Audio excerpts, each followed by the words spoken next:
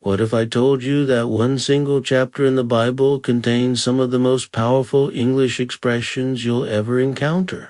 Expressions that native speakers use every day without even realizing they come from ancient poetry. Today, we're diving into Psalm 44, a text that will not only boost your English vocabulary dramatically, but also teach you how to express the deepest human emotions with incredible precision. By the end of this video, you'll master phrases that will make you sound more natural and confident than years of traditional language learning combined. This psalm opens with something remarkable, a storytelling technique that every English learner should master. Notice how it begins. "O God, we have heard it with our own ears." This isn't just religious language, it's a powerful way to emphasize authenticity in English. When you want to stress that something is absolutely true, you can use this pattern. "I've seen it with my own eyes," or "I heard it with my own ears." Native speakers use these expressions constantly in everyday conversation. The phrase "our ancestors have told us" introduces another crucial English structure, the present perfect tense combined with indirect speech. This construction appears everywhere in English, from news reports to casual conversations. The psalm continues with "in their day," in days long ago, which teaches us about time expressions in English. The repetition of days isn't accidental, it's a literary device that creates rhythm and emphasis. You'll find similar patterns in modern English expressions like day by day, day after day, or in this day and age. These temporal markers help you sound more sophisticated and natural. Understanding how to use time references effectively is one of the hallmarks of advanced English proficiency, and this ancient text provides perfect examples. "When we encounter you drove out the pagan nations by your power," we're learning about phrasal verbs, those tricky combinations that make English so expressive. Drive out means to force someone to leave, and it's still used today in contexts like the new management drove out all the experienced employees. The phrase "by your power" shows us how English uses prepositions to indicate means or method. You'll hear similar constructions like "by force," "by accident," or "by design" in countless situations. These small words carry enormous meaning in English communication. The text reveals something fascinating about English emotion through "you crushed their enemies and set our ancestors free." The verb "crush" here doesn't mean physical crushing, it's metaphorical, meaning to defeat completely or overwhelm. This metaphorical use of physical actions is everywhere in modern English. We break someone's heart, shatter their dreams, or crush their spirits. Understanding these metaphors is essential for truly mastering English expression. Native speakers think in these images constantly, and recognizing them will unlock deeper comprehension. Notice the beautiful parallelism in "they did not conquer the land with their swords." It was not their own strong arm that gave them victory. This negative-positive structure is a sophisticated way to emphasize a point in English. You can use this pattern in your own speaking.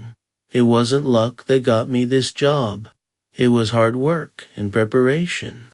This construction makes your arguments more compelling and your English more elegant.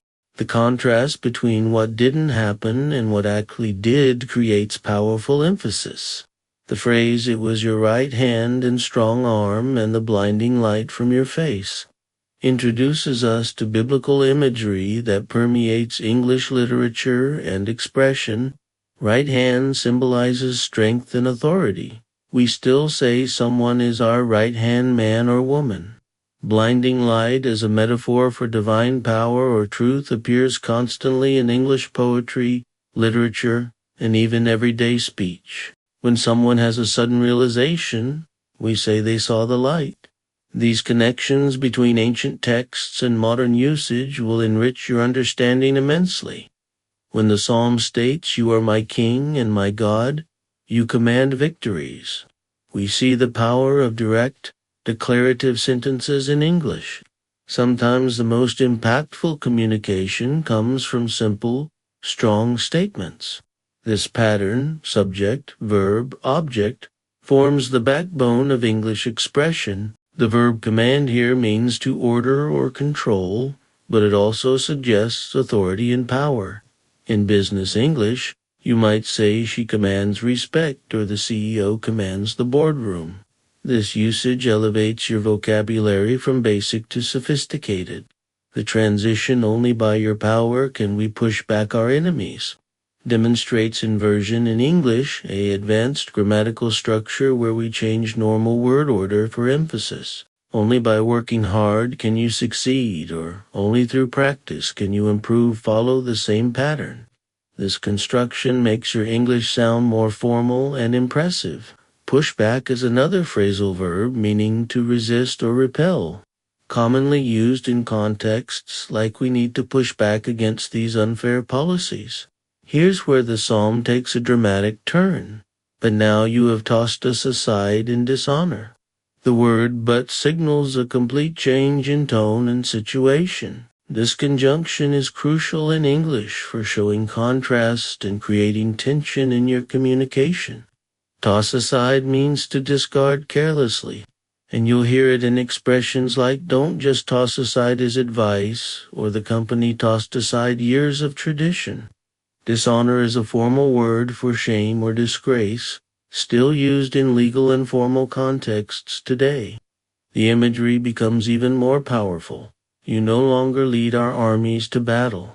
You make us retreat from our enemies. The verb retreat means to withdraw or pull back, used in military contexts, but also in everyday situations. I had to retreat from my position in the argument. These military metaphors are everywhere in modern English. We battle deadlines, fight for our rights, and defend our opinions. Understanding these metaphorical uses will dramatically improve your English comprehension. The stark metaphor, you have butchered us like sheep and scattered us among the nations, shows how English uses comparison to create vivid imagery. Like sheep suggests helplessness and vulnerability, we still say someone follows others like sheep when they can't think independently. Scatter means to spread in different directions. Used, literally, scatter the seeds, and figuratively, the team scattered after graduation. Among the nations shows how among indicates being surrounded by or included within a group. When the text says you sold your precious people for a pittance, making nothing on the sale, we encounter business vocabulary that's still relevant today. For a pittance means for very little money, a phrase you'll hear in discussions about unfair wages or cheap prices. Making nothing on the sale introduces the concept of profit and loss in English. These economic metaphors help explain spiritual concepts, but also teach you essential business English vocabulary that you'll need in professional contexts. The emotional intensity peaks with you let our neighbors mock us.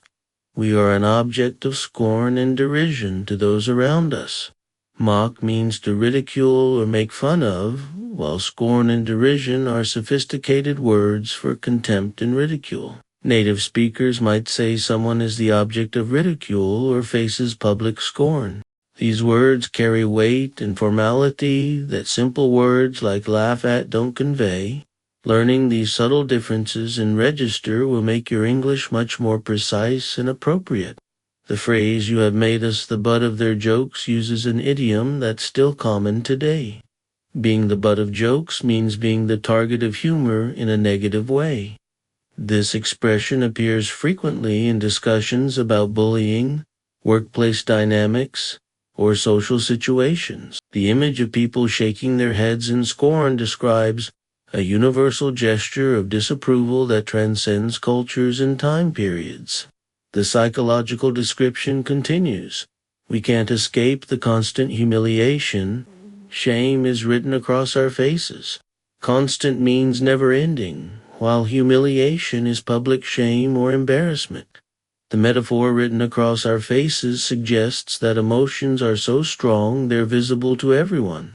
We use similar expressions like happiness is written all over her face or concern was etched in his features. These metaphors help you express complex emotional states naturally. The sensory language intensifies. All we hear are the taunts of our mockers. All we see are our vengeful enemies. The repetition of all we hear and all we see creates emphasis through parallel structure, a technique you can use in your own English expression. Taunts are mocking insults, while vengeful means seeking revenge. These words help you describe conflict situations with precision and sophistication. Then comes a powerful declaration. All this has happened, though we have not forgotten you. We have not violated your covenant. The word, though, indicates contrast. Despite everything that happened, something else remains true. This is crucial for expressing complex ideas in English. Violated means broken or transgressed, often used in legal contexts. Covenant means a formal agreement, and while it's religious here, you'll encounter it in legal and business English as well. The loyalty continues. Our hearts have not deserted you. We have not strayed from your path. Desert as a verb means to abandon, while stray means to wander away from the correct course. These verbs appear in many contexts. People desert their families, animals stray from home, conversations stray from the main topic. The metaphor of life as a path is fundamental in English. We talk about career paths, life paths, or staying on the right path. The contrast becomes stark, yet you have crushed us in the jackal's desert home. You have covered us with darkness and death, yet is another contrast word, similar to but more formal. The image of jackal's desert home evokes desolation and danger. Jackals are wild animals associated with death and emptiness. Covered us with darkness uses the metaphor of darkness for despair or evil, still common in expressions like dark times or a dark period in history. A hypothetical situation emerges. If we had forgotten the name of our God or spread our hands in prayer to foreign gods, God would surely have known it. The third conditional, in English, a complex grammatical structure for talking about unreal past situations. The phrase spread our hands in prayer describes a physical gesture of worship. Foreign means from another country or culture, used constantly in discussions about international relations, foreign languages, or foreign customs. The omniscience theme continues, for he knows the secrets of every heart. This sentence teaches us about possessive structures, secrets of every heart, and the word secrets, hidden information, or private thoughts. We use similar expressions like the secret of success or family secrets. The heart as the center of emotion and thought is a metaphor that dominates English expression. The martyrdom theme emerges, but for your sake we are killed every day. We are being slaughtered like sheep. For your sake means because of you or for your benefit, a phrase you'll use constantly in English. Slaughtered like sheep repeats the earlier metaphor, emphasizing helplessness and innocence. The present continuous are being slaughtered suggests ongoing action, creating immediacy and urgency in the narrative. The desperate plea begins. Wake up, O Lord. Why do you sleep? Get up. Do not reject us forever. These imperatives, wake up, get up, are direct commands that show the speaker's desperation. The metaphor of God sleeping suggests inactivity or neglect. Reject means to refuse or turn away, commonly used in contexts like job rejections, romantic rejections, or academic rejections. Forever emphasizes the permanence of the fear being expressed. The questioning intensifies. Why do you look the other way? Why do you ignore our suffering and oppression? Look the other way is an idiom meaning to deliberately avoid seeing something, often used when discussing willful ignorance of problems or wrongdoing. Ignore means to pay no attention to, while suffering and oppression are powerful words for pain and unjust treatment. These words appear frequently in discussions about social justice, human rights, and personal struggles. The physical imagery becomes visceral. We collapse in the dust, lying face down in the dirt. Collapse means to fall down suddenly. Used literally and metaphorically, the economy collapsed. His argument collapsed. Face down describes a specific position showing complete defeat or submission.